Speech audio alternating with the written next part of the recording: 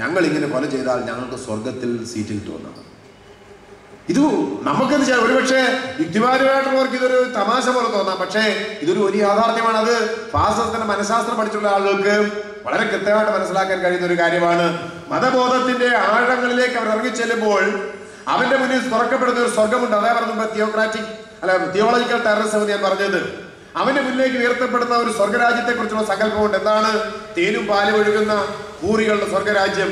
അവിടെ ദുഃഖങ്ങളില്ലാത്ത, രാത്രികളില്ലാത്ത, ഇരുളില്ലാത്ത, ഇഷ്ടംപോലെ തരുണീമണികൾ നിരന്നു നിൽക്കുന്ന സ്വർഗരാജ്യം. ആ സ്വർഗരാജ്യത്തിന്റെ സങ്കല്പം എന്ന് പറയുന്നത് ഫാസിസത്തിന്റെ മറ്റൊരു മുദ്രാവാക്യം തന്നെയാണ്. അത് തന്നെയാണ് ഭഗവത്ഗീത പറയുന്നത്. ഭഗവത്ഗീതയും ഈ അർത്ഥത്തിൽ ഭഗവത്ഗീതയും മനുസ്മൃതിയും അതുപോലെ തന്നെ ബൈബിളും ഖുറാനും എല്ലാം ഏതാണ്ട് ഒരേ പാതയിൽ തന്നെ സഞ്ചരിക്കുന്നവരാണ്. ബൈബിൾ വളരെ വ്യക്തമായിട്ട് പറയുന്നുണ്ട് അന്യജാതികളെ കൊന്നൊടുക്കണമെന്ന്. ബൈബിളിൽ ഏറ്റവും കൂടുതൽ ഉപയോഗിക്കുന്ന ഒരു വാക്കാണ് അന്യജാതികൾ എന്ന്, ജെന്റൈൽസ്. എനിക്ക് മനസ്സിലാവാത്തൊരു ഞാൻ പലരോടും ചോദിച്ചിട്ടുണ്ട്, ബൈബിളിലെ ഈ അന്യജാതികൾ, ഇപ്പൊ ആവർത്തന പുസ്തകം വായിച്ചാൽ നിങ്ങൾക്കറിയാം, ആവർത്തന പുസ്തകത്തിൽ ഒരു 100 സ്ഥലത്തെങ്കിലും പറഞ്ഞിട്ടുണ്ട് അന്യജാതികളുടെ ഗ്രാമങ്ങളെ ആക്രമിക്കണം, അവരുടെ കോട്ടകൾ തകർക്കണം, അവരുടെ ദൈവങ്ങളെ തകർക്കണം, അവരുടെ മുതലുകൾ നിങ്ങൾ കൊള്ള ചെയ്യണം, അവരുടെ സ്ത്രീകളെ നിങ്ങൾ ബലാത്സംഗം ചെയ്യണം, അല്ലെങ്കിൽ നിങ്ങൾ സ്വന്തമാക്കണം. ഒരു 100 സ്ഥലങ്ങളിലെങ്കിലും ആവർത്തന പുസ്തകത്തിൽ മാത്രം പറഞ്ഞിട്ടുണ്ട് അന്യജാതികളെ കൊല്ലണം, അന്യജാതികളെ കൊല്ലണം, അന്യജാതികളെ വെച്ചു പൊറുപ്പിക്കരുത്. അത് വംശത്തിന്റെ പേരെടുത്ത് പറയുന്നുണ്ട്.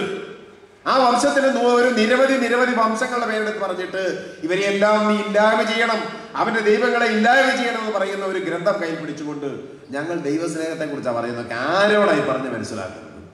സാക്ഷാൽ ക്രിസ്തു തന്നെ പറയുന്നുണ്ട്, ഞാൻ രാജാവായത് വിശ്വാസമില്ലാത്തവർ അല്ല സമ്മതമില്ലാത്തവരെ എന്റെ കൺമുമ്പിൽ കൊണ്ടുവന്ന് കൊന്നുകളയുകയും എന്ന് ക്രിസ്തു പറയുന്നുണ്ട്. എന്നിൽ വിശ്വാസമില്ലാത്തവന്റെ കഴുത്തിൽ ഒരു തിരികല്ല് കെട്ടി അവനെ കടലിൽ മുക്കിക്കൊല്ലണമെന്ന് പറയുന്നുണ്ട്. മത്തായിയുടെ സുവിശേഷത്തില് വളരെ കൃത്യമായ ഒരു കഥയുണ്ട്. ക്രിസ്തുവിന്റെ അരികിലേക്ക് ഒരു കനാന്യ സ്ത്രീ, ഇതൊക്കെ ദേശങ്ങളാണ്, കനാന്യ ഗോത്രങ്ങളാണ്, കനാന്യക്കാരിയായ ഒരു പെണ്ണ് ക്രിസ്തുവിന്റെ അരികിലേക്ക് ഓടി വന്ന മാജിക് കാണിച്ച് കിടക്കുന്ന കാലമാണ് ക്രിസ്തു. ദൈവം ഇങ്ങനെ പുള്ളി രോഗമൊക്കെ ഇല്ലാതാക്കുന്ന പോലെ. അപ്പൊ കനാന്യക്കാരിയായ ഒരു സ്ത്രീ വന്നിട്ട് പറയുന്നത്, ക്രിസ്തുവിനോട് പറയുന്നത്, ഭഗവാനെ അങ്ങ് വന്ന അങ്ങ് മാന്ത്രികമായ ശക്തികളോടെന്ന് പറയുന്നു, എന്റെ കുട്ടിക്ക് സുഖമില്ലാതെ കിടക്കണം, അങ്ങ് അവിടെ വരെ ഒന്ന് വന്നാൽ എന്റെ കൊച്ചിന് സുഖം പ്രാപിക്കാൻ കഴിയും. ലോകം മുഴുവൻ രക്ഷിക്കാൻ വേണ്ടി കുരിശിൽ കയറിയ ക്രിസ്തു പറഞ്ഞ എന്നാന്നറിയാം, ഹേ സ്ത്രീയെ, ദൈവത്തിന് കൊടുക്കാനുള്ള അപ്പം പട്ടിക്ക് കൊടുക്കാൻ വേണ്ടിയുള്ളതല്ല എന്നാണ് പറഞ്ഞത്. ദൈവത്തിന് വേണ്ടി നിവേദിക്കപ്പെട്ടിരിക്കുന്ന ഈ അപ്പം പട്ടികൾക്ക് കൊടുക്കാനുള്ളതല്ല എന്നാണ് ഞാൻ പറഞ്ഞല്ല, മത്തായി തന്നെ എഴുതി വെച്ചിരിക്കുന്നതാണ്. എന്താണ് ക്രിസ്തുവിന്റെ വിശ്വസ്നേഹം എന്ന് മനസ്സിലാക്കാൻ കഴിയുന്ന ഒരു കാര്യമാണ്. തന്റെ ഗോത്രത്തിൽ ഞാൻ ഇസഹാക്കിന്റെ ദൈവം, യാക്കോബിന്റെ ദൈവം, എബ്രഹാമിന്റെ ദൈവം ആണെന്നാണ് ഇസ്രായേൽ എന്ന് പറയുന്നത്. ഈ 3 ഗോത്രങ്ങൾ മാത്രമാണ്. ഇസ്രായേലിന്റെ ദൈവമാണ് ക്രിസ്തു, ഇസ്രായേലിന്റെ ദൈവമാണ് യഹോവ. അല്ലാതെ ഇസ്രായേലിന് അപ്പുറത്തൊരു ലോകത്തെ കുറിച്ച് ബൈബിളിൽ ഒരിടത്തും പറഞ്ഞിട്ടില്ല. അവർ ഉണ്ടെന്ന് ബൈബിൾ പഠിച്ചിട്ടുള്ളവർ, വായിച്ചിട്ടുള്ളവർ ആരെങ്കിലും പറയട്ടെ, യാക്കോബിന്റെയും ഇസ്ഹാക്കിന്റെയും എബ്രഹാമിന്റെയും ദൈവമല്ലാത്ത ഒരു ക്രിസ്തുവിനെ കുറിച്ച് ബൈബിളിൽ പറയുന്നുണ്ടെങ്കിൽ അവർ പറയട്ടെ. ഇതാ ഞാൻ പറഞ്ഞത്, ആ തിയോളജിക്കൽ ടെററിസത്തെ കുറിച്ച് ഞാൻ പറഞ്ഞത്. അവരുടെയൊക്കെ ദൈവശാസ്ത്ര കൃതികൾ തന്നെ ഈ മതവിരുദ്ധമായ മനുഷ്യവിരുദ്ധമായിട്ടുള്ള അന്യമതരെ കൊല്ലണം എന്ന് പറയുന്ന, അന്യവംശങ്ങളെ അന്യഗോത്രങ്ങളെ ഇല്ലായ്മ ചെയ്യണമെന്ന് പറയുന്ന സിദ്ധാന്തം തന്നെയാണ് അവർ അവതരിപ്പിക്കുന്നത്. ഈ സിദ്ധാന്തമാണ് ഫാസിസത്തിന്റെ മുദ്രാവാക്യം എന്ന് പറയുന്നത്. ഞാൻ എൻ്റെ സമയം പോകുന്നതുകൊണ്ട് ഞാൻ 1-2 കാര്യങ്ങൾ പറഞ്ഞ് അവസാനിപ്പിക്കാം. ആധുനിക ഇന്ത്യയിൽ ഫാസിസം കടന്നു വരുന്നതല്ല, മതഭീകരവാദം കടന്നു വരുന്നത് 47 അനുഭവമാണ് നമ്മുടെ മുന്നിലുണ്ട്. 47 അനുഭവമാണ് ശരിക്കും നമ്മുടെ ഒരുപക്ഷെ നമ്മുടെ കേരളത്തിലെ അല്ലെങ്കിൽ ഇന്ത്യയുടെ ചരിത്രത്തിൽ ഇന്ത്യയിലെ കുട്ടികളെ പഠിപ്പിക്കേണ്ടതാണ് 47 എന്താണ് എന്നുള്ളത്.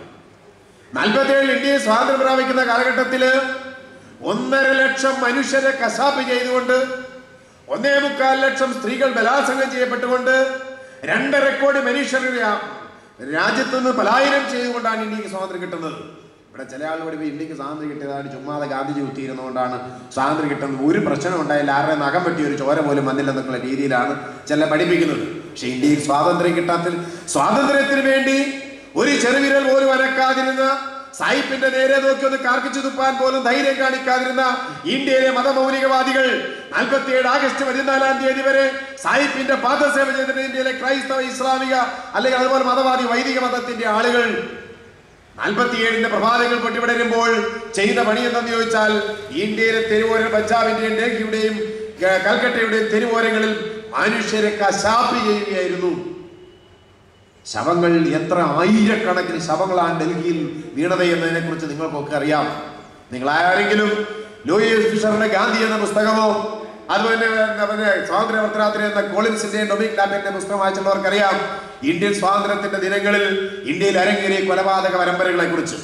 ഈ കൊലപാതക പരമ്പരകളുടെ പശ്ചാത്തലത്തിലാണ് ഇന്ത്യൻ ഭരണഘടന ഉണ്ടാകുന്നത്. അതുകൊണ്ടാണ് ഇന്ത്യൻ ഭരണഘടന ഉണ്ടാകുമ്പോൾ മതത്തിനെ നിയന്ത്രിക്കണമെന്ന് ആവശ്യപ്പെട്ടുകൊണ്ട് ഇന്ത്യൻ ഭരണഘടനയിൽ 25-ാം വകുപ്പ് സ്ഥാപിക്കപ്പെടുന്നത്. 25-ാം വകുപ്പ് സ്ഥാപിക്കപ്പെടുമ്പോൾ പൊതുസമൂഹത്തിന്റെയും പൊതു സദാചാരത്തിനും പൊതുജന ആരോഗ്യത്തിനും വിധേയമായി മാത്രമേ മതത്തെ ഉപയോഗിക്കാവൂ, മതത്തിന്റെ സ്വാതന്ത്ര്യം വിനിയോഗിക്കപ്പെടാവൂ എന്ന് കർക്കശമായ നിയന്ത്രണം വെച്ചിരുന്നുവെങ്കിലും ആ നിയന്ത്രണം എല്ലാം എടുത്തു കളയുക എന്നതായിരുന്നു ഇന്ത്യയിൽ ഭരണത്തിൽ വന്ന മുഴുവൻ ഭരണാധികാരികളും ചെയ്തത്. അവര് എല്ലാ വഴികളിലൂടെയും, ഇവിടെ ശ്രീ കാരശ്ശേരി പറഞ്ഞതുപോലെ തെരഞ്ഞെടുപ്പിന്റെ ഘട്ടം വരുമ്പോൾ ഇവരെല്ലാം മറക്കുകയാണ്. അങ്ങനെ മറന്നുകൊണ്ട് ഓരോ കാലഘട്ടങ്ങളിൽ മതങ്ങളെ കൂട്ടുപിടിച്ചുകൊണ്ട് മതരാഷ്ട്രീയം കളിക്കുകയും ആ മതങ്ങൾക്ക് വേണ്ടിയുള്ള മതസിദ്ധാന്തങ്ങൾ തങ്ങളുടെ വക്താക്കളായിട്ട് അവതരിപ്പിക്കപ്പെടുകയും വിദേശവണ്ടി യഥേഷ്ടം ഒഴുക്കി കൊടുക്കുകയും അതിനേക്കാളൊക്കെ പ്രധാനമായി ഈ വർഗീയ ഫാസിസ്റ്റുകൾക്ക് എല്ലാവിധ രാഷ്ട്രീയ സംരക്ഷണം നൽകുകയും ചെയ്തു എന്നുള്ളതാണ്. ഇതാണ് ഇന്ത്യയിൽ ഫാസിസം വളർത്തിയതിന്റെ ഏറ്റവും വലിയ സമകാലിക ഫാസിസത്തിന്റെ അല്ല മതഭീകരവാദത്തിന്റെ ഏറ്റവും വലിയ പ്രത്യേകത. ഒരു മതവാദിക്കും അവന്റെ മതക്കാരൻ എന്ന നിലയിൽ മാത്രം നിന്നുകൊണ്ട് ഒരു രാജ്യത്തും അധികാരം സ്ഥാപിക്കുകയില്ല. മതത്തിനെ രാഷ്ട്രീയവുമായി ബന്ധപ്പെടുത്തിക്കൊണ്ട് അതിന് രാഷ്ട്രീയ സംരക്ഷണം കിട്ടുമ്പോൾ മാത്രമേ അവർ മതഭീകരവാദത്തെ അഴിച്ചുവിടാൻ അവർക്ക് കഴിയുള്ളൂ. കേരളത്തിന്റെ മാത്രം തെളിവ് നമുക്ക് മതിയായല്ലോ. കേരളത്തിൽ ലീഗ് എന്ന് പറയുന്ന മുസ്ലിം ലീഗ് എന്ന് പറയുന്ന സാധനം ഇല്ലായ്മ പോയതാണ്. ആരാണ് മുസ്ലിം ലീഗിനെ വളർത്തിക്കൊണ്ട് വന്നത്? ആരാണ് മുസ്ലിം ലീഗിന് അധികാരത്തിലേക്കുള്ള ചുവപ്പ് പരമത അനുവദിച്ചു കൊടുത്തത്? കേരളത്തിലെ ഇടതുപക്ഷം തന്നെയാണ്. ഇനി ഏറ്റവും അവസാനം നമുക്കറിയാം, ജലീൽ എന്ന് പറയുന്ന ജമാഅത്തെ ഇസ്ലാമിക്കാരന് എങ്ങനെയാണ് കേരളത്തിലെ നിയമസഭ കണ്ടത്? ജലീൽ ജമാഅത്തെ ഇസ്ലാമിക്കാർ എന്ന കാര്യത്തിൽ ആർക്കും അഭിപ്രായ ഉദ്ദേശമില്ല. പക്ഷേ അദ്ദേഹം ഏത് ബാനറിലാണ് കേരളത്തിലെ നിയമസഭയിൽ വന്നത്? ഇവിടുത്തെ ഒരു കമ്മ്യൂണിസ്റ്റ് പാർട്ടിയുടെ തലപ്പത്ത് നിന്നുകൊണ്ട് കേരള യാത്ര നയിച്ചത് ജലീലാണ്. എന്ന് പറഞ്ഞാൽ ജമാഅത്തെ ഇസ്ലാമിക്കാരന് പോലും രാഷ്ട്രീയ സംരക്ഷണം കൊടുക്കുന്ന ഒരു സാമൂഹിക രാഷ്ട്രീയ സാഹചര്യം നമ്മുടെ മുന്നിൽ വളർന്നു വന്നു എന്നുള്ളതാണ്. ഇതിന് ആരും പിണങ്ങിയിട്ടൊന്നും കാര്യം, ഇത് പറയുമ്പോൾ ആരെങ്കിലും പിണങ്ങിയിട്ടും നെരിച്ചു വിളിച്ചിട്ടൊന്നും കാര്യമൊന്നുമില്ല. ഈ വർഗീയവാദികൾക്ക് എല്ലാ കാലഘട്ടങ്ങളിലും വേണ്ട സംരക്ഷണം കൊടുക്കാൻ ഇവിടെ പുതിയ പുതിയ മുദ്രാവാക്യങ്ങൾ കാലാകാലങ്ങൾ ഉണ്ടായിരുന്നു.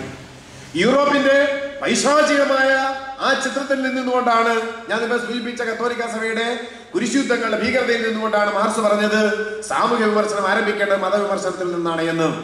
മതം മനുഷ്യനെ മയക്കുന്ന കറുപ്പ എന്ന് മാർക്സ് പറഞ്ഞില്ല. Religion is the Opium of the people എന്നാ പറഞ്ഞത്. മയക്കുന്ന എന്നൊരു വാക്ക് അതിനകത്തില്ല. അത് നമ്മുടെ സംഭാവനയാണ്, നമ്മുടെ ഇവിടുത്തെ ബുദ്ധിജീവികളുടെ സംഭാവനയാണ്. മയക്കുന്ന എന്ന വാക്ക് അന്ന് കറുപ്പ് കൊല്ലാൻ ഉപയോഗിച്ചതാണ്. തലതിരിഞ്ഞ ലോകാവബോധമാണ് മതം സൃഷ്ടിക്കുന്നത് എന്നും ആ മതം എന്ന് പറയുന്നത് നിർദ്ദയമാണ് എന്നും ആ മതത്തിനെതിരായി സമരം ചെയ്യണമെന്നും അടിവരയിട്ടുകൊണ്ട് മാർക്സും അതിന് പിന്നാലെ 1922 സോവിയറ്റ് യൂണിയൻ സ്ഥാപിക്കപ്പെട്ട 5 വർഷങ്ങൾക്ക് ശേഷം ലെനിൻ വളരെ വ്യക്തമായ അടിവരയിട്ട് പറഞ്ഞു, നിരീശ്വരവാദം പ്രചരിപ്പിക്കണം, മതത്തിനെതിരായ സമരത്തിൽ കമ്മ്യൂണിസ്റ്റുകൾ യാതൊരു വിട്ടുവീഴ്ചയും പാടില്ല എന്ന് പറഞ്ഞെങ്കിൽ ഇവിടെ സംഭവിച്ചെന്താണ്? മതം മാർക്സിസ്റ്റ് വിരുദ്ധമാണ്, മാർക്സിസം മതത്തിനെതിരല്ല എന്ന് സ്ഥാപിക്കാനുള്ള ഒരു നിരന്തര പ്രക്രിയയായിരുന്നു കേരളത്തിലെ ബുദ്ധിജീവികൾ അന്ന് മുതൽ ഇപ്പോഴും നടത്തിക്കൊണ്ടിരിക്കുന്നത്. ഇന്ന് ഇവിടുത്തെ എല്ലാ കമ്മ്യൂണിസ്റ്റ് പാർട്ടികളും, അല്ലാതെ അത് നക്സലൈറ്റുകൾ അടക്കമുള്ളവരാണ് കാര്യം പറയുന്നത്. മതത്തിന്റെ കാര്യം പറയുമ്പോൾ അവർക്കൊക്കെ വിറയല് വരും.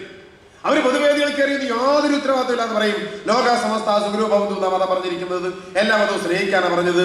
എല്ലാ മതങ്ങളും നന്മയാണ്, എല്ലാ മതവും ഏത് മതമാണ് കാരുണ്യം പറഞ്ഞിട്ടുള്ളത്?